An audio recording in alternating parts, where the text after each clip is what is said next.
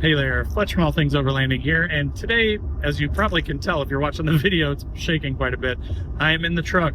Just got my Hyperline camper attached, and so that kind of made me think a little bit about pickup trucks versus SUVs, and one of the new hot things that, we're all probably seeing, especially the Nissan folks, is the new Xterra. So today I wanted to talk a little bit, but not in a way that's going to exclude anybody that's not a Nissan person. Like, I don't want you to think that this episode is all just about the Xterra, but I'm going to talk a little bit about the new Xterra, what I'm excited about, what I'm maybe disappointed in from what I've heard. So if you want to hear more about my thoughts on the new Xterra, where that may be pushing Overlanding to go, and what's so interesting about it, stay tuned.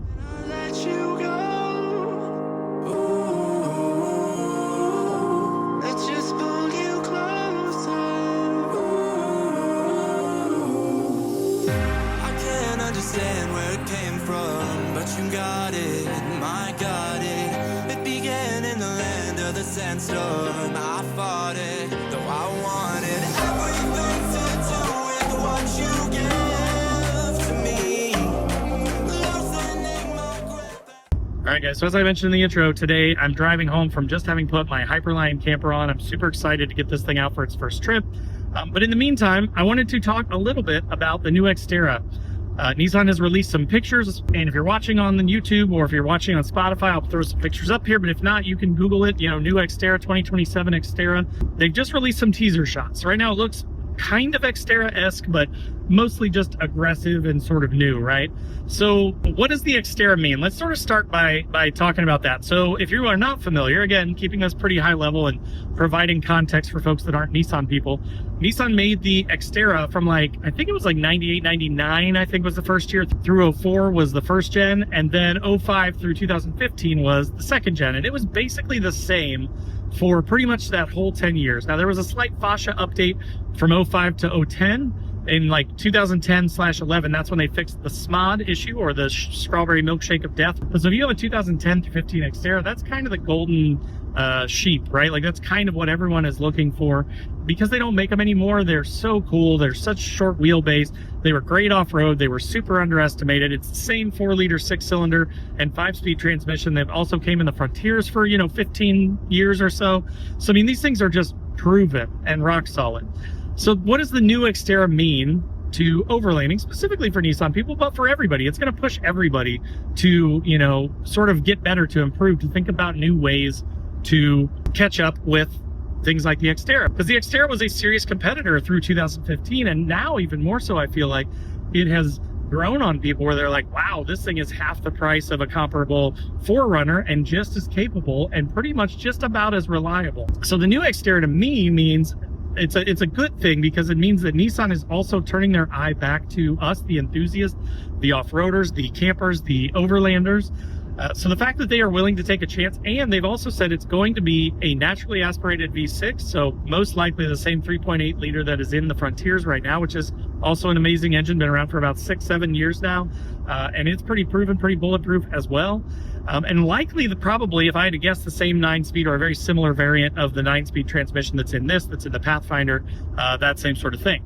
Now, they also said that they may do a hybrid version, and a lot of people are, bent out of shape about that, or, it kind of seems to go both ways. They either say I'd never buy a hybrid, I just want a naturally aspirated simple gas 6-cylinder. That's why I don't want a turbo 4-cylinder in the Chevy or the Ford or the Toyota. That's kind of what put people off of those and pushing people to the new Frontiers, is that naturally aspirated V6. But bear in mind that Nissan has been making V6 hybrid combos for, I don't even know, 15, 20 years. The Q50s came in early 2014, 2015. There was a 3.5 liter, like in the 350Z or in the old Maximas and stuff, with a hybrid powertrain that actually made more power. They used the electric motors to both improve fuel economy, but also improve performance and give you more low-end torque with the electric motors. So they've had these sort of 6-cylinder hybrid combinations running around in all kinds of cars for years. So I'm actually would be really excited to see a hybrid, because in my current state with the truck, with the bigger tires, 33s on it, with the lift, with the, a heavy big old steel bumper up front, sliders down the side, additional armor underneath the truck, now this big camper on top, I've got a lot of weight, so I'm getting 15, 16 miles per gallon right now, and it has to work pretty hard to pull all this stuff around. Now imagine if you had some sort of a same like torquey 6-cylinder, but then you put in a hybrid electric system that, especially around town, down low, when you don't need the grunt as much, you could be preserving gas. What if you could get 20, 22, 25 miles per gallon? Again, do we care? No, I don't care a ton. But what I do care about is time. I care about efficiency. I hate it, especially when I'm in a convoy, and I'm the least fuel efficient guy in the convoy, and we have to keep stopping all the time for me, right? If everybody else is getting 20, 22 in a Subaru, 24, 25 in a Subaru, 19, 20 in a Ford Ranger that's not towing anything, and then I'm getting 15, 16, and I have to stop us all the time every 250, 300 miles because I'm running out of gas. That's really annoying. It takes up a bunch of extra time. Also, when you get out into the wilderness and you need that fuel efficiency so that you make sure you get back, that you have enough gas to get out to where you're going and you get back, more efficiency in that situation is a good thing. More torque down low for off-roading, going through mud pits, rock crawling, that's when you need torque the most. So do I want to put a big old V8 in here and kill my gas mileage even more? No, but would a hybrid system make a ton of sense to both improve your low-end grunt but also improve your gas mileage? I think so. I mean, I'd be game for a hybrid Xterra any day of the week. So then what does that mean for manufacturers, other manufacturers, right? So then you've got your Toyota 4Runner, which just recently came out, that 6th gen. It's a beautiful truck. Again, turbo 4-cylinder, not quite the gas mileage that they were promising in real world applications. So, they claimed that it was going to get really, really good gas mileage, but the fact of the matter is, because I think especially a lot of people are coming from sort of being used to the naturally aspirated V6, they have to flog this turbo 4-cylinder a little bit more to keep it in the higher revs. They are probably experiencing lower gas mileage than they expected. So a hybrid competitor from Nissan with a naturally aspirated V6 and a hybrid powertrain that could get 20, 22, maybe 24 is a really compelling offer, especially again, considering that it's likely going to be less than the top trim 4Runners. Again, these manufacturers focusing on naturally aspirated, reliable V6s, I think is a good thing for the industry. I think that Nissan coming out finally with another off-road worthy SUV is a great thing for the industry because it pushes your Bronco that's been the same for years now. It pushes your Jeep Wranglers, which have basically been the same for years now.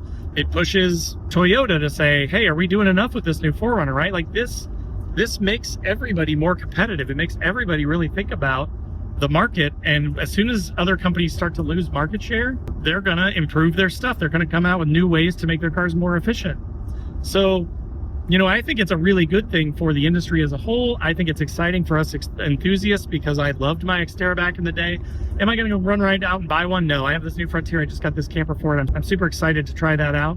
But this thing's 3 years old, right? It has 35,000 miles on it now. At some point, it's going to kind of become more of a dedicated trail rig. And maybe I buy a 2029 Xterra and I start to use that for like lighter duty trips, and the truck is the dedicated one. But then I roll the Xterra for like quick overnighters or where I'm taking the kids or something, So yeah, the Xterra is definitely on my radar. I'm definitely excited about it. I'm not going to run out and buy one the minute that they drop on the showroom floor for full MSRP, but I'm definitely going to try one out. I'm definitely going to go test drive one. If a friend gets one, I'm definitely going to be making videos for you guys on it because no matter what, it's going to be a really cool truck to have, I think. So then finally, to kind of wrap this up with sort of final thoughts here, I do want to talk a tiny bit about the really interesting responses I've seen online to the potential for a hybrid powertrain, for the potential to even possibly have a fully electric version of the Xterra. And what's interesting to me is it's just so contradictory nonstop, right? So what I mean by that is I feel like you always see people that are talking about, hey, I'd love to have an electric vehicle that's not a Tesla, right? That's actually capable, that's not a Cybertruck, that can get off-road, actually do things off-road, operate like a truck, be reliable. That's why I like the hybrid idea is, then worst case, your battery stopped working, the system is smart enough to revert back to just basically being a gas motored vehicle. But so like whenever someone talks about all electric, then they're always either very, very pro all electric or very, very against all electric. And I just find it fascinating that there's no middle ground. And even when you post about the hybrid, when people talk about it being a hybrid, a lot of strong responses, right? A lot of people like me, they're like, oh my God, I'd love that. That would be amazing.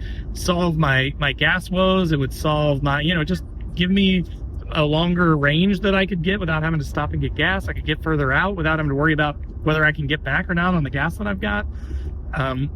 Or then you get the other side, which is like, never, I just don't want any of this complexity. And it's like, I get it, but also where we are now in 2026, it's like everything is getting more complex, and most things are getting incredibly complex, way more complex than this, you know, probably 10, 15-year-old hybrid system that Nissan's had forever and would repurpose for this thing would be, right?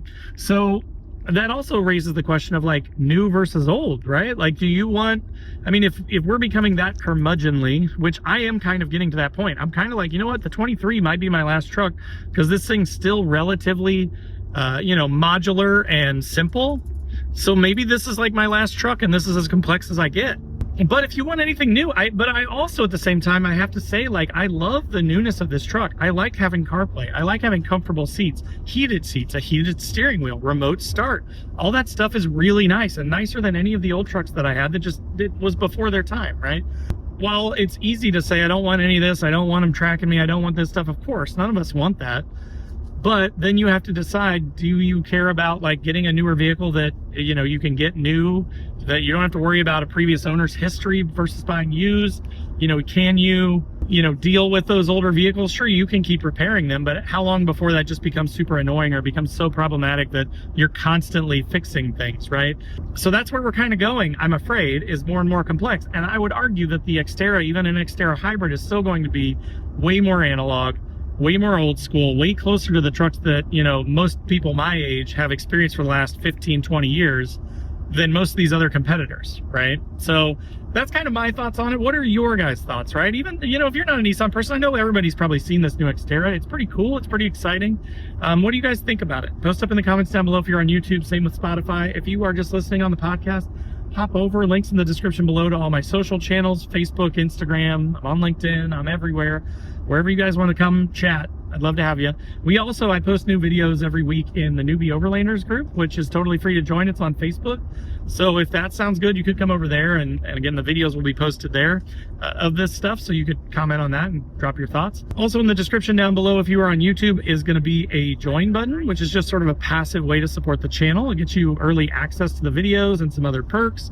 But if you want to be more involved with all things overlanding, there's also a link to the Patreon page. Patreon group is a ton of fun because it's just basically people that are super interested in overlanding, right? They're all very into overlanding. We have a 24/7 Discord where we chat. We do a once a month Zoom call where we hang out and kind of talk about builds and gear and stuff.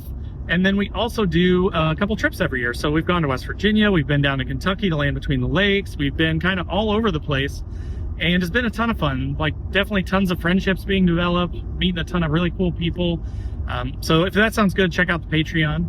And then there's also a link to my website where I've got funny overlanding camping themed patches and stickers, things like don't burn your wiener and it's a hot dog, or I hate people so I camp. So if any of that sounds interesting to you, check those out through the link in the description below. I'll also put a link to any articles that I find interesting on the Xterra. So if you want to go read more or check that out or see those pictures, check the description for that info as well. So thanks again for watching. Thanks for listening. Hope you guys have a great week, and we'll see you next time.